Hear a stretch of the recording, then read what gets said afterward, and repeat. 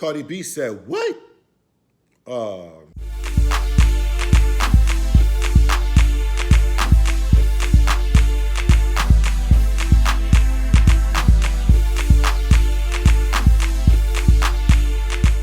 What's going on, good guys?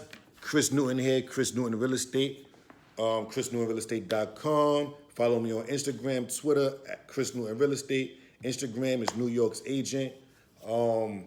Listen, I'm actually excited about this topic, right? Now, on a recent, I believe it was on an Instagram Live, Cardi B, rapper, artiste, right? Bronx artist Cardi B goes on live and she makes a statement, right, about Offset, her husband, gifting her with properties, right? Gifting her with rental properties and, how she feels about it.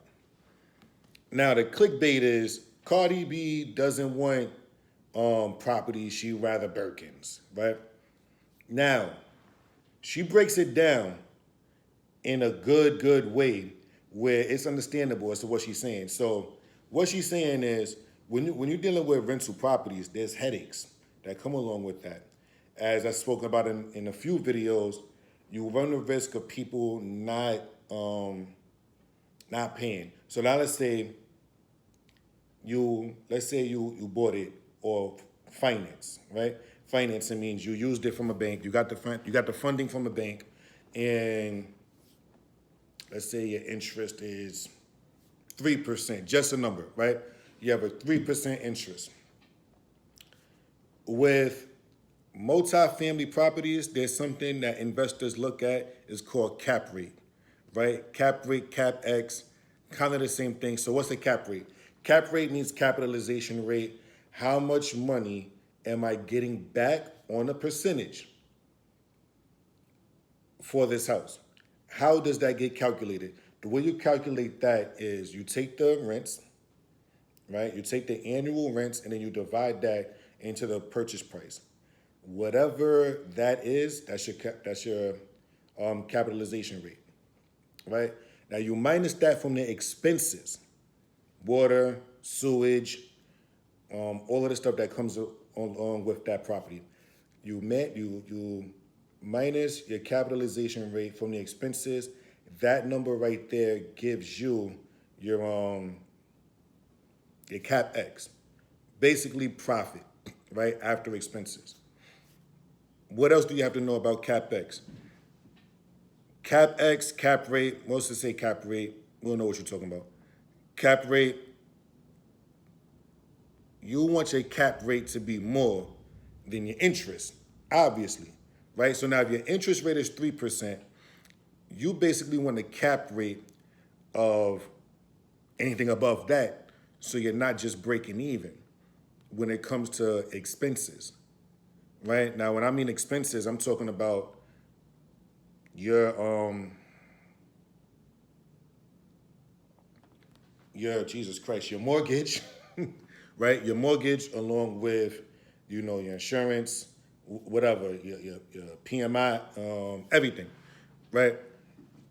That's what I mean by expenses. So you basically don't want to break even. If you do want to break even, it's you parking your money in that property and you're waiting for the property to increase and appreciate in value. So that's where you're actually getting the money from. That's where you're getting the I guess the return on investment, right? I can't think of the word, but that's where you're getting your money back when it appreciates. So now if your property is appreciating in value, that's going to be the extra money that you're getting. However, as far as dollar for dollar, every year to year, it's the same thing. You're breaking even. Now, let's say the property, something happens and properties fall in value. You're losing money on that property because dollar for dollar, you're breaking even and prices have just bang, right? So you're losing money on that property. If you was to sell that property today, you're losing, you're selling it at a loss.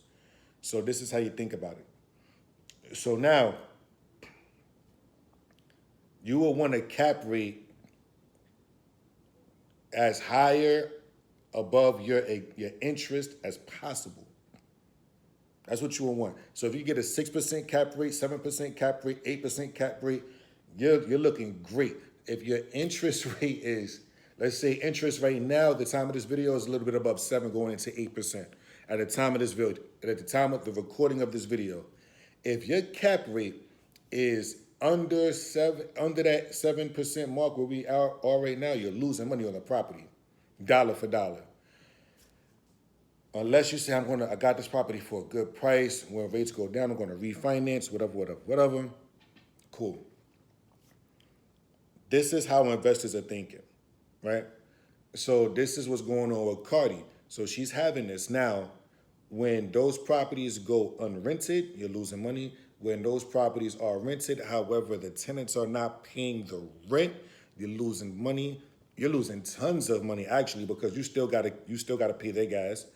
You still have to pay their water. You still have to pay, however, well, the gas is kind of, it depends on how you have the boiler set up, right? But you still have to pay all of these other expenses while they're still living there. So you're better off saying, oh man, I'd just rather have the apartment empty because I'm already not getting that $3,000, $4,000, $2,000, whatever a month rent. But now I got to pay their water. Now I got to pay this. Now, if something breaks, I still got to fix it because of how the laws are, right? In New York, the laws are crazy. I think she said she has a property in DR. I'm not too sure about everywhere else and how the laws go there for the landlord tenants, right? So, get that out the way. She says she'd rather get a Birkin. Now, Birkin, Hermes, right? One of the highest Hermes bags that they have, right? You have to kind of qualify to get a Birkin. You can't just walk in and say, I want a Birkin, even if you're a millionaire. You gotta, it's crazy. So, what happens being that you have to qualify to get a Birkin, people that do qualify and can purchase the Birkin have permission to purchase the Birkin. What they'll do is they'll buy the Birkin, especially if it's one of the rarities. They'll buy the Birkin, hold it. They'll probably buy one or two, one to wear and the other one to stash. Hold it, and then resell it later on, right? So now, I would have thought, Cardi, you sound crazy. What are you talking about? A Birkin, a purse over a property, a Birkin over.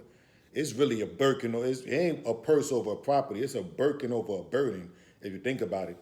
Now, the reason I say it like that is, last year, a couple years ago, I probably looked at Cardi like, Cardi, you crazy. You bugging out right now. The reason why I'm able to say, okay, Cardi has a point is a lot of, as you guys know, because you guys watch me, I like shopping. I shop a lot. My image means a lot to me. And I remember last year I bought some Pradas, and a gentleman said they cost, buy Pradas, you know how much they cost. So I bought a pair of Pradas last year, and a gentleman says, they're actually about to go up in price. What? All right, let me get them now. But I'm even thinking if they're about to go up in price, you're not about to go up something crazy. So just for numbers' sake, right? Let's say the products cost me $200. They didn't cost $200, but let's just say they cost $200. I'm thinking they might go up $210, $220, maybe $230. No. When I go back this year, 12 months later, after they go up, they went up 20%. But them $200 products are now like $280. Same shoe, $280. What? Now, again, this was just for numbers' sake, right? I don't need everybody in my business, but this is just for numbers' sake. Obviously, products cost way more than $200. So imagine them costing way more than $200 and going up 20%.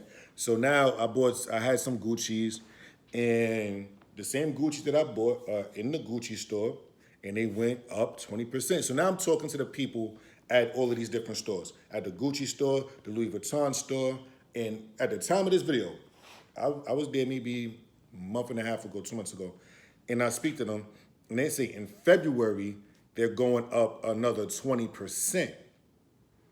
Jesus Christ. So now what makes Gucci, Louis Vuitton, all of these luxury items so admirable, I want to say, is the fact that not everybody can get them, right? So being that everybody starts to get them, it kind of loses value. Like, valuable, admirable, valuable. They start losing value because everybody gets it, right? So if everybody's a millionaire, if everybody on earth is a millionaire, nobody's a millionaire, right? Everybody's a dollionaire because everybody got it. So the lust, the oh my God, I want to be a million, that's gone because everybody's a millionaire. So now they're about to go up in 20% in February. 20% in February. Now, they're going to go up another 20% shortly after that. I started thinking, listen, I'm about to start buying stuff myself, just holding on the side, and even if even if I resell it, never touch it and resell it 10% rather than a 20, it's still a good deal for somebody else. And I'm still making the extra $90, $200, whatever, off of whatever it is. So now if you got a $30,000 Birkin and hold on, let me see if I could hold on, cause we about to see how much. And if I'm wrong, please don't judge me. So now if we got a $30,000 Birkin, right? I'm on my computer right now. We got a $30,000 Birkin, right? And we wanna, let's say it goes up 20%. It goes up $6,000. $6,000. The resale value on a Birkin is 20% extra. You don't get that return in a bank. You don't. You don't get that kind of return in a bank. So if you're looking at properties that's barely giving you a 1% increase in your money, but a Birkin bag can give you 20%, a Louis Vuitton scarf can give you 20%. All these other things can give you a crazy percent and you resell it. Now, they're going up 20% in the stores. So, some people want the receipt. And well, you're going to have the receipt. You're going to have everything. But to make you more desirable than the store, you probably do it for 15%, right? So let's say you resell it for 15%, right? $30,000 plus 15%. That's $4,500, right? So your $30,000 purchase, right, is parked in that bag, and then when you resell it just for a 15% markup, when Hermes is selling it at a 20% markup, yours become more desirable, and it's $34,500. Now, if Hermes now it's not dead stock, but if Hermes discontinues that bag, they discontinue that bag, and that bag is a hit. 20% markup, 50% markup, 30% markup, 45. Your $30,000 just turned into $40,000, $45,000, $56,000. You do not get that kind of rate of return in a bank.